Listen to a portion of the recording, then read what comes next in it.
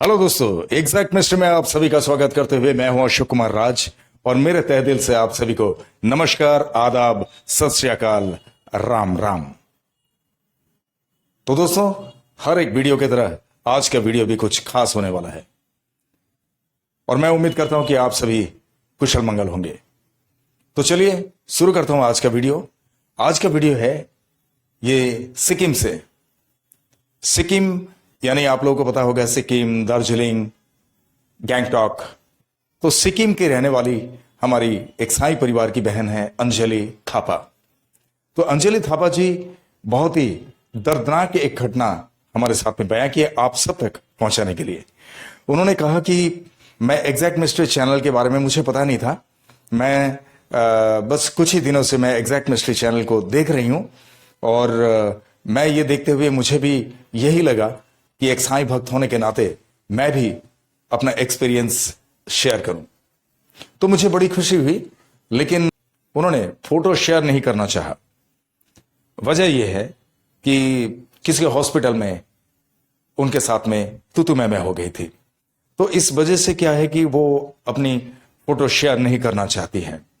खैर कोई बात नहीं, मैंने उनसे कहा कि आप अपनी जो भी आप बीती हैं, आपके साथ में जो भी साईं बाबा की लीलाएं हुई है, आप वो मुझे बयान कीजिए। मैं हमारे एग्जैक्ट मिस्ट्री चैनल के सारे परिवार तक, सारे साईं परिवार के सदस्यों तक मैं ये पहुंचाऊंगा। तो उन्होंने ये कहा कि वो 2005 में पहली बार शिरडी में बाबा का दर्शन करने के लिए गए थे और वो भी अपने हस्बैंड के साथ में। तो हस्बैंड के साथ में वो जब बाबा साईनाथ का दर्शन किए तो उन्हें बहुत ही अच्छा लगा, बहुत ही आनंदित लगा उनको। और उन्होंने ये कहा कि बहुत पहले से बाबा साईनाथ के बारे में मैं सुनते आ रही हूं और मैं तो यही सोचती थी कि बाबा का दर्शन करूंगी एक बार शिरडी में जाके। और मेरे हस्बैंड से भी मैं कहती रहती थी कि चलिए एक बार बाबा साईनाथ का दर्शन करके आते हैं, उनके बारे में इतनी कुछ जानकारी हमें मिली है और इतनी कुछ बातें हमें सुनाई दी, तो एक बार हम क्यों ना चल के दर्शन करें। तो हमारे बातों पे हस्बैंड इतना यकीन नहीं करते थे। तो ये अंजलि जी कहती है। तो हुआ यूं कि 2005 में जब पहली बार उन्होंने साईं बाबा के दर्शन किए तो उसके बाद उनके हस्बैंड को भी ऐसा ही लगा कि नहीं, बाबा कुछ खास हैं। तो उसके बाद जो है इन लोगों के दिल में अचानक से एक दृढ़ भक्ति प्रकट हुई और उसके वजह से इन लोग बाबा साईनाथ को इस तरह से मानने लगे कि आज तक ओम साईनाथाय नमो इन लोगों के जुबान पे है। तो अंजलि जी का कहना यह है कि बाबा के वहां से दर्शन करने के बाद बाबा की एक मूर्त उन्होंने लिए और वो घर में लेके आए हैं और घर में आज भी उस मूर्त की पूजा पाठ किया करते हैं वो। और उनके हस्बैंड को भी इतनी ही मान्यता है कि जितनी अंजलि जी मानते हैं। तो आज उन लोग हस्बैंड वाइफ दोनों के दोनों मानते हैं और उनके घर के सारे परिवार के सदस्य लोग सभी बाबा साईनाथ को मानते हैं। आखिर इन्होंने ये कहा अंजलि जी कि हम लोग जब भी दिल करता है हम पशुपतिनाथ के दर्शन में निकल जाया करते हैं आज भी, और जब भी हमें फुर्सत मिलती है बाबा का बुलावा होता है तो हम शिरडी में भी दर्शन करके आते हैं। मैं बोला चलो बहुत अच्छी बात है। मुझे तो बहुत अच्छा लगा कि इस तरह से एक अनजान शख्स जो बाबा के बारे में कुछ भी उन्हें पता नहीं था और बाबा के बारे में सिर्फ सुना करते थे, लेकिन शिरडी में बाबा का दर्शन करने के बाद इन लोगों में एक अलग सा ही परिवर्तन महसूस हुई जो आज तक इन लोगों का चलते आ रहा है। तो चलिए दोस्तों, वीडियो को ज्यादा लंबा ना करते हुए आप लोगों को ब्रीफली मैं बता दूं जो अंजलि जी ने कहा। अंजलि जी का कहना यह है कि इनका हस्बैंड जो है वो एक टी गार्डन में कर्मरत थे। अभी तो रिटायरमेंट हो गए और रिटायरमेंट के बाद वो घर में है। और अंजलि जी का हस्बैंड जो है वो हार्ट पेशेंट थे। हार्ट पेशेंट होने के नाते उन्हें एक बार अचानक से दिल का दौरा पड़ा और इतना खतरनाक कि उन्हें इमीडिएटली हॉस्पिटलाइज्ड करना पड़ा। और हॉस्पिटलाइज्ड जो हुए थे वो गैंगटॉक के किसी हॉस्पिटल में। गैंगटॉक आप लोगों को पता है, सिक्किम गैंगटॉक आजू बाजू में है और इन लोग रहते हैं सिक्किम में। तो वहां पे एडमिट तो कर दिए, लेकिन उनकी स्थिति सुधरने का नाम ही नहीं ले रहा है और ऐसी गंभीर स्थिति में आ गए कि डॉक्टर उन्हें इलाज के दौरान यह कह दिए, अंजलि जी के साथ साथ में पूरे परिवार को, कि इन्हें हम सिर्फ और सिर्फ 48 घंटे का टाइम दे सकते हैं। अगर 48 घंटे के अंदर अंदर ये रिकवर कर लिए तो हम आगे के लिए कुछ इलाज के बारे में सोचेंगे, अदरवाइज जो कुछ भी है मालिक जानते हैं। इतना सुनने के बाद अंजलि जी बहुत मायूस हुए और मायूस होने के बाद उन्होंने ये कहा कि अगर 48 घंटे का ही टाइम दिया डॉक्टर ने, 48 घंटे में कुछ भी हो सकता है, चाहे वो दुनिया में हमारे बीच रह सकते हैं या दुनिया से अलविदा कह सकते हैं। और इस मायूसी में उन्होंने ठान लिया कि अगर 48 घंटे का टाइम है, उनका रिटायरमेंट एज भी चल रहा था, तो हॉस्पिटल के बेड में क्यों, वो अगर अंतिम सांस भी लेंगे तो हमारे घर के ही बिस्तर पे अंतिम सांस लेंगे। अब ऐसे में हुआ यूं कि उन्होंने किसी तरह से आओ देखा ना था, उनके पास रखा हुआ था बाबा की भभूति जो शिरडी से उन्हें मिला था, और वो बाबा की भभूति के लिए उन्हें याद आई कि बाबा साईनाथ की जो भभूति है वो किस किस काम से हम प्रयोग कर सकते हैं, किस किस काम के लिए हम प्रयोग कर सकते हैं। तो ऐसे में हुआ यूं कि उन्होंने यही ठान लिया कि उनको थोड़ा सा बाबा का भभूति जुबान पे चखा देते हैं। उनके ऊपर कोई दवाई असर नहीं कर रहा था, हालांकि वो शुगर पेशेंट भी थे।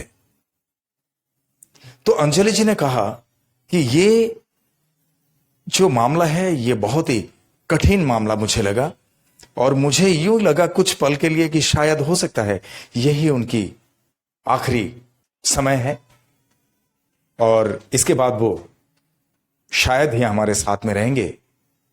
हो सकता है कि दुनिया के साथ साथ हम सबको अलविदा कह दें।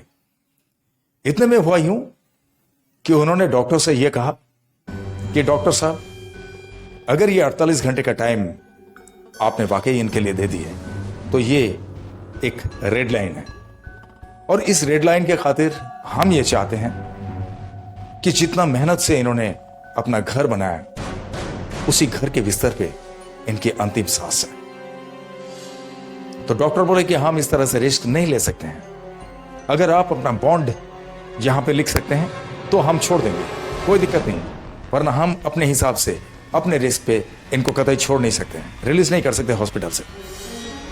तो इनके साथ में ये बहस हो गई कि अगर आप लोग इस तरह से कहते हैं तो ठीक है, कोई दिक्कत नहीं है, मैं अपने हिसाब से अपने हाथ से मैं बॉन्ड कर दूंगी कि इनकी जिम्मेदारी मेरी है, जो कुछ भी होगा इनको वो सारा कुछ मेरी जिम्मेदारी। तो इस तरह से डॉक्टरों से काफी कुछ कहा सुनी होने के बाद डॉक्टर ने इन्हें अपने पेपर में साइन करवा लिए, और साइन करवाने के बाद उनको वहां से रिलीज कर दिए।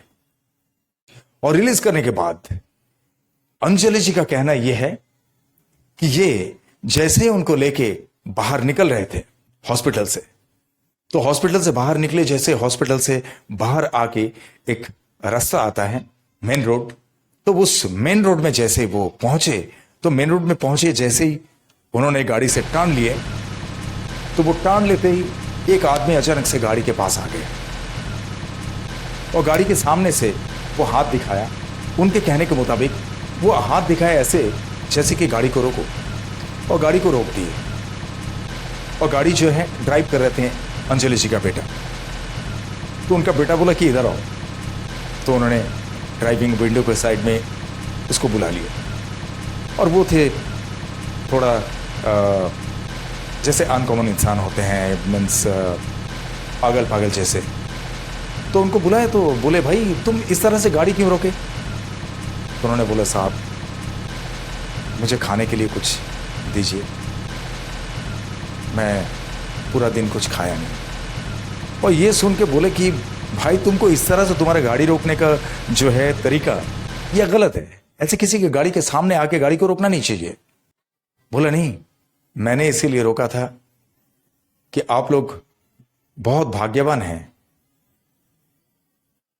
बहुत भाग्यवान आप लोग सभी, पूरे परिवार, और हमेशा आप लोग खुश रहेंगे।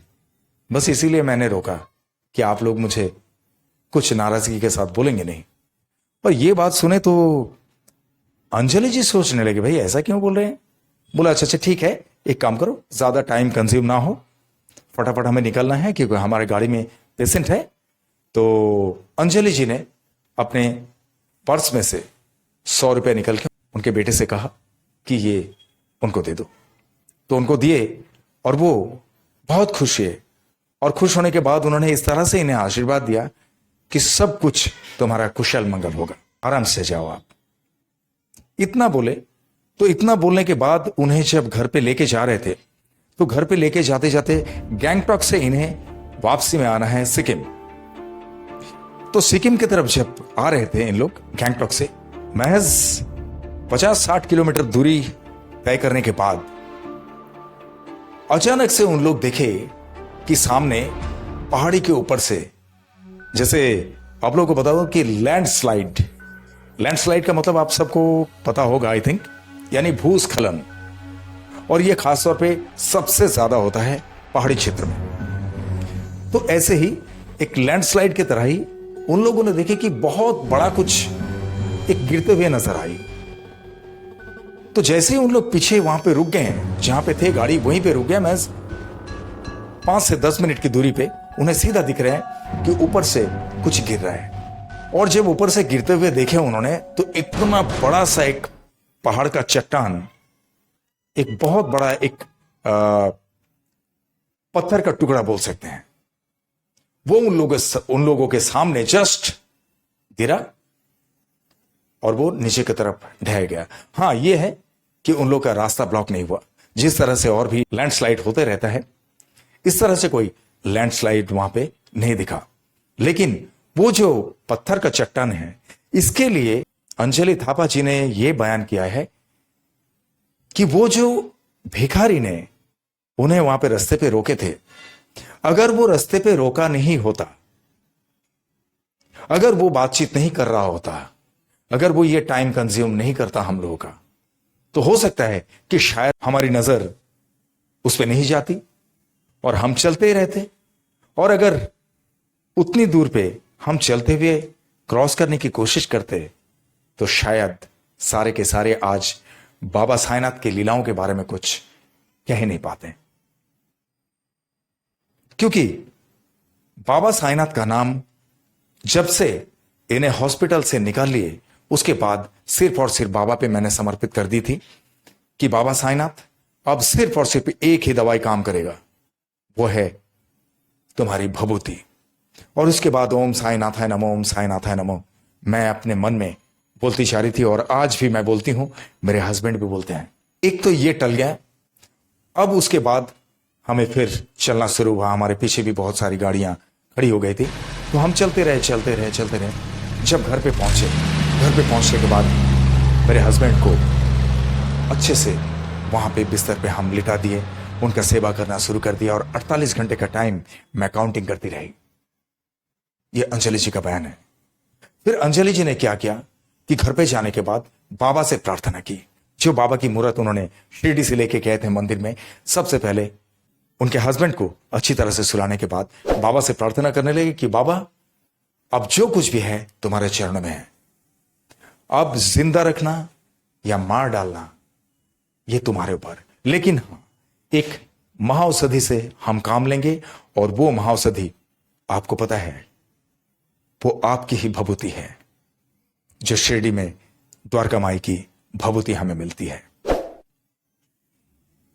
तो इन्होंने सबसे पहले उन्हें भभूति एक ग्लास में पानी में घोल के भभूति पिला दिए, और भभूति पिलाने के बाद जो भी है घर का कामकाज में लग गए, और उनकी तरफ नजरदारी इनकी हमेशा है। लेकिन डॉक्टरों ने जो कुछ भी दवाई वगैरह इन्हें दिए थे, जो भी कुछ प्रिस्क्राइब करके दिए थे, वो सारा कुछ दवाई को इन्होंने रोक दिए कि जब इंसान जिंदा ही नहीं रहने वाले हैं, जब 48 घंटे का एक डेडलाइन उन्हें मिल चुका है, तो इसके बाद अब दवाई का क्या काम है। अब तो सिर्फ दुआ ही काम आ सकता है। इतना भरोसा और इतनी दृढ़ता भक्ति में। अब हुआ यूं कि वो भभूति पिलाने के बाद अपने मन में तसल्ली लेके अपने घर का काम करते करते कब कैसे टाइम बीत रहा है ये उनको कुछ पता ही नहीं चलता। वो सिर्फ टाइमिंग ये काउंट करते कि 48 आवर्स 48 घंटा कब बीतेंगे, और उनके हस्बैंड को लिक्विड फॉर्म में जूस सूप वगैरह वो देते जा रहे थे। यानी उनके शरीर में कोई भी दवाई असर करना बंद कर दिया। और वो जो 48 घंटे का टाइम डॉक्टर ने दिए थे इन्हें, उस 48 घंटे का टाइम देने के बावजूद घर पे आकर अंजलि जी ने जिस तरह से उनका सेवा किया, वाकई चौंकाने वाली बात है। जैसे ही 48 घंटा बीते तो इनका रोना शुरू। बाबा साईनाथ के चरणों में जाके बहुत रोए अंजलि जी। बोले बाबा कमाल है बाबा, आज इस 48 घंटे का टाइम दिए थे डॉक्टर ने। डॉक्टर को खुद को पता नहीं था कि 48 घंटे के बाद ये जीवित रहेंगे भी या नहीं, लेकिन 48 घंटे के अंदर अंदर जब से हॉस्पिटल से इन्हें लेके आई हूं तब से अभी तक एक भी दवाई हमने नहीं दिया, सिर्फ और सिर्फ तुम्हारी भभूति ही काम कर रहा है। तो बाबा की भभूति में इतनी दृढ़ता के साथ भक्ति रख के उन्होंने जो अपने हस्बैंड को पिलाए थे वही भभूति ने असर दिखाया। और अंजलि जी अब ये कहते हैं कि एक वो दिन था, एक आज का दिन है। भले उनको रिटायरमेंट मिल चुका है टी गार्डन से अभी, और वो काम पे नहीं जाते हैं, रिटायरमेंट लाइफ बिता रहे हैं। अब उनका बेटा जो है उनकी जगह पे काम करते हैं, लेकिन आज भी खुशहाली से वो जी रहे हैं, आज भी हमारे बीच में मौजूद है। तो ये वाकया सुनने के बाद मुझे बहुत खुशी हुई कि ना जाने बाबा साईनाथ और किस किस तरह की लीलाओं को मुझ तक पहुंचाएंगे, क्योंकि आप लोग इंतजार में रहते हैं ना आप लोग को इंतजार इसीलिए रहता है कि एग्जैक्ट मिस्टर चैनल का वीडियो हम तक कब पहुंचेगा, नया नया वीडियो। मैं भी इंतजार में रहता हूं। अभी नेक्स्ट एक वीडियो हमारे महाराष्ट्र के सांगली से आने वाला है, मैं नाम तो बाद में बताऊंगा। एक लड़की है, वो अभी बीकॉम लास्ट ईयर की स्टूडेंट है, तो उन्होंने थोड़ा सा मुझे कुछ लिख के बयान किया और नेक्स्ट भी बयान कर देंगे। उसके बाद उनका भी वीडियो आप लोगों तक पहुंचाऊंगा। बहुत ही रोचक है, बहुत खूबसूरत है कि इस उम्र में भी बाबा साईनाथ के ऊपर कितनी दृढ़ता है भक्ति में। तो दोस्तों ये जो वाकया है आप लोगों ने तो पूरा सुने, आप लोगों को कैसा लगा कमेंट में लिखने को ना भूलना, जैसे ओम साई राम लिखते हैं। और संतोष डोगरा जी का जो वीडियो है उस वीडियो के कमेंट में अगर आप लोग भी जाएंगे तो उसमें दिखेंगे कि कोई हमारे भाई हैं पूना से, उन्होंने लिखा कि मुझे आपसे बाबा साईनाथ के लीलाओं के बारे में कुछ एक्सपीरियंस शेयर करना है सर, प्लीज आपका कांटेक्ट नंबर। तो ये कांटेक्ट नंबर जब मांगते हैं तो मुझे बड़ा दुखद लगता है। ऑलरेडी मेरे डिस्क्रिप्शन में नंबर मेरा दिया हुआ है, लेकिन आज से मैं ये सोचा कि आज से ये वीडियो में आप लोग सभी देख रहे हैं कि मेरा ये जो नंबर, और इस नंबर को इसीलिए कर दिया कि सारे डिवोटीज को कोई भी एक्सपीरियंस बाबा साईनाथ के लीलाओं के बारे में अगर मुझे एक्सप्लेनेशन देना चाहे कहीं से भी from all over the world, कोई भी बाबा साईनाथ के लीलाओं के बारे में एक्सपीरियंस शेयर कर सकते हैं। मैं आपका भी वीडियो जरूर हमारे सारे साईं भक्तों तक पहुंचाऊंगा जो भी मेरे साथ एग्जैक्ट पिस्टल में जुड़े हुए हैं। आप लोगों को मेरा नंबर ढूंढने के लिए कोई दिक्कत ना हो, इसीलिए मैं स्क्रीन पे ही मेरा नंबर डाल दिया। अब तो खुश है ना आप लोग? जिसको भी जरूरत पड़े आप लोग मुझे फोन करना या व्हाट्सएप करना, मैं आपके लीलाओं को सुनूंगा और सुनने के बाद एक के बाद एक वीडियो के जरिए आप सबके साथ जो कुछ भी बाबा साईनाथ की लीलाएं घटित हुई हैं वो सारा कुछ मैं अपने एग्जैक्ट मिस्टर के सभी भाई बहनों तक मैं पहुंचाऊंगा। तो दोस्तों आज का वीडियो बस इतना ही, लेकिन चलते चलते मैं इतना कहूंगा कि जो भी आप लोग मेरे इस चैनल में नए हैं, आप लोग मेरे इस चैनल को लाइक करें, शेयर करें, सब्सक्राइब करें और बेल आइकन को जरूर दबा दें ताकि मेरे एग्जैक्ट मिस्टर चैनल के हर वीडियो का नोटिफिकेशन सबसे पहले आप तक पहुंचे। और आप लोग जिस तरह से मेरे इस वीडियो को इत्मीनान से अपना कीमती वक्त देकर देखे हैं, इसके लिए आप सभी को मेरे तहे दिल से बहुत बहुत धन्यवाद। और इसी तरह से मेरे हर वीडियोस को देखते रहिए। और हाँ, एक और बात कहना चाहूंगा, जिस तरह से आप लोगों ने मेरे एग्जैक्ट मिस्टर चैनल को ग्रो करवा दिए, आप लोग जिस तरह से सब्सक्राइब करते जा रहे हैं, जिस तरह से मेरे साथ में एग्जैक्ट मिस्टर चैनल के जरिए जुड़ते जा रहे हैं, जिस तरह से आप लोगों का कमेंट्स आता है, जिस तरह से आप लोग लाइक करते हो, इस तरह से लाइक हमेशा करते रहना, हमेशा आप लोगों के दिल से मुझे प्यार देते रहना। और आप लोगों का प्यार मेरे लिए आशीर्वाद है, और आप लोगों का आशीर्वाद हमेशा मेरे सराखों पे है। तो चलिए दोस्तों, बहुत ख्याल रखिए अपना, और जिस तरह से आप सभी बाबा साईनाथ पे भक्ति रखते हैं, इसी तरह से बाबा साईनाथ आप सब पे अपनी कृपा बरसाते रहें। ये मेरे तहे दिल से आप सबके लिए शुभकामनाएं। चलिए, बहुत बहुत धन्यवाद के साथ में आप सभी को मेरे तहे दिल से ओम साई राम।